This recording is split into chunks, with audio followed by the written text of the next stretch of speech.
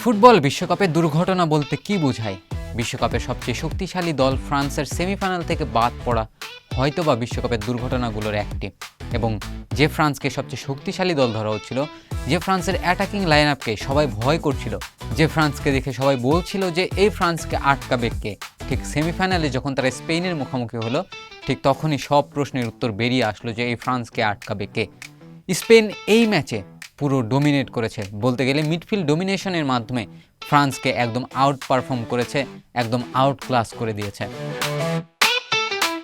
2-0 গোলের ব্যবধানে স্পেন জিতলো ঠিকই, কিন্তু ফ্রান্সের এই সোনালী যুগ নিয়ে, এই সোনালী দল নিয়ে যে ফ্রান্স বিশ্বকাপ জিততে পারলো না, এটা হয়তোবা ফ্রান্স ফুটবলের জন্য সবচেয়ে বেশি হতাশার একটা অধ্যায় হয়ে থাকবে বিশ্বকাপ শেষে। ঠিক 2006 বিশ্বকাপে ব্রাজিলও এরকম একটা অ্যাটাকিং লাইন আপ নিয়ে বিশ্বকাপে গিয়েছিল, কিন্তু তারপরেও তারা কিন্তু কোয়ার্টার ফাইনাল পার হতে পারেনি, সেমিফাইনাল পর্যন্ত খেলতে পারেনি।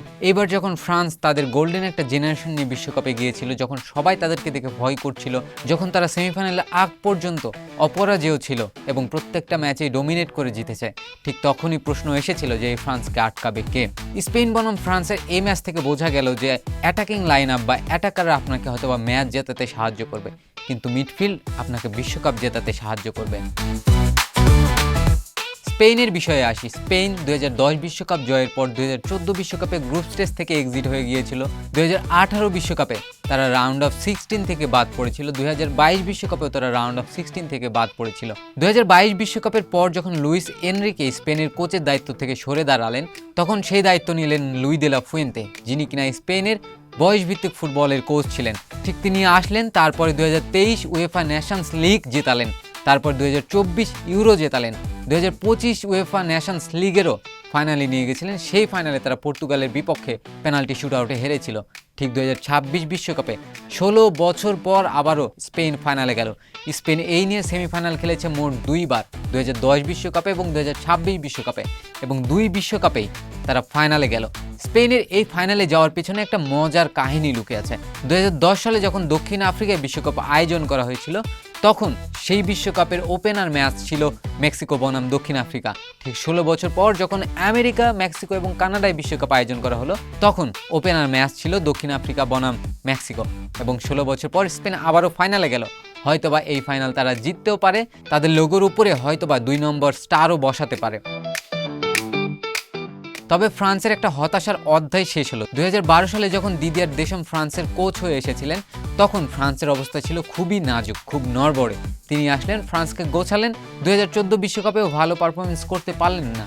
2016 ইউরোর ফাইনালে নিয়ে গেলেন, পর্তুগালের বিপক্ষে হারলেন। তার ঠিক 2 বছর পর 2018 বিশ্বকাপ জেতালেন ফ্রান্সকে, এবং সেই বিশ্বকাপে তরুণ তারকা ছিল কিলিয়ান এমবাপ্পে, এবং 2023 উয়েফা নেশনস লিগেরও ফাইনালে নিয়ে গিয়েছেন। সেই ফাইনালে স্পেনের বিপক্ষেই হেরেছিল। 2022 বিশ্বকাপে যখন তিনি আবারও ফ্রান্সকে ফাইনালে নিয়ে গেলেন দ্বিতীয়বারের মতো, সেই সময় কিলিয়ান এমবাপ্পের ছিল প্রাইম টাইম, এবং সেই বিশ্বকাপে তিনি গোল্ডেন বুটও জিতেছেন। নিজের সেরা বিশ্বকাপে তিনি বিশ্বকাপ উঁচিয়ে ধরতে পারেননি আর্জেন্টিনার জন্য। আর্জেন্টিনার অসাধারণ পারফরমেন্সের কারণে আর্জেন্টিনা বিশ্বকাপ জিতেছিল, কিন্তু ফ্রান্সের সেই বিশ্বকাপটা আর ছুঁয়ে দেখা হলো না। তার 4 বছর পর যখন 2026 বিশ্বকাপে তারা আরও শক্তিশালী হয়ে ফিরল, তখন সবাই প্রশ্ন করেছিল যে এই ফ্রান্সকে থামাবে কে, এবং হয়তোবা এবারে বিশ্বকাপের অন্যতম যোগ্য দাবিদার ছিল তারা। কিলিয়ান এমবাপ্পে হয়ে গেলেন বিশ্বকাপ ইতিহাসের সর্বোচ্চ গোলদাতা, এবং তিনি তার এই টুর্নামেন্টেও নিজের সেরা পারফরমেন্স দিয়েছেন, এবং এই বিশ্বকাপেও তিনি বিশ্বকাপের ট্রফি উঁচিয়ে ধরতে পারলেন না।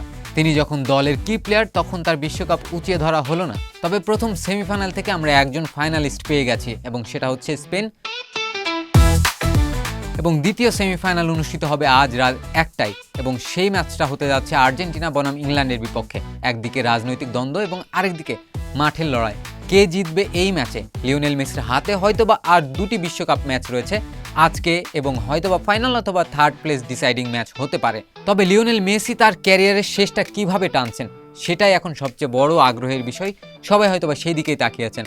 আর্জেন্টিনা ভক্ত বা আর্জেন্টিনাকে যারা পছন্দ করেন না, তারাও এই ম্যাচের দিকে তাকিয়ে আছেন যে আর্জেন্টিনা কি জিতবে নাকি হারবে। তবে 2 দলের শক্তির তুলনা করলে হয়তোবা এই জায়গাতে ইংল্যান্ড এগিয়ে থাকবে, এবং ইংল্যান্ডের হয়ে বেলিংহাম দুর্দান্ত একটা টুর্নামেন্ট পার করছেন। মিডফিল্ডার হিসেবে সবচেয়ে বেশি গোল করেছেন, তাও আবার সেটা 6টা। একজন ডামি রানার মিডফিল্ডার হিসেবে তিনি তার শক্তির প্রমাণ করেই যাচ্ছেন। তবে এই ম্যাচে তাদের মোকাবেলা করতে হবে শক্তিশালী বিশ্ব চ্যাম্পিয়ন আর্জেন্টিনা, যারা টাইটেল ডিফেন্ড করতে এসেছে। তারা হয়তোবা এবার ফাইনালেও যেতে পারে।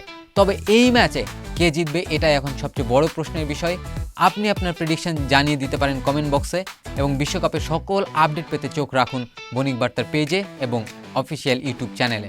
এই ছিল আজকের ভিডিও, দেখা হচ্ছে পরবর্তী ভিডিওতে। ততক্ষণ পর্যন্ত ভালো থাকুন, সুস্থ থাকুন, বণিক বার্তার সঙ্গেই থাকুন।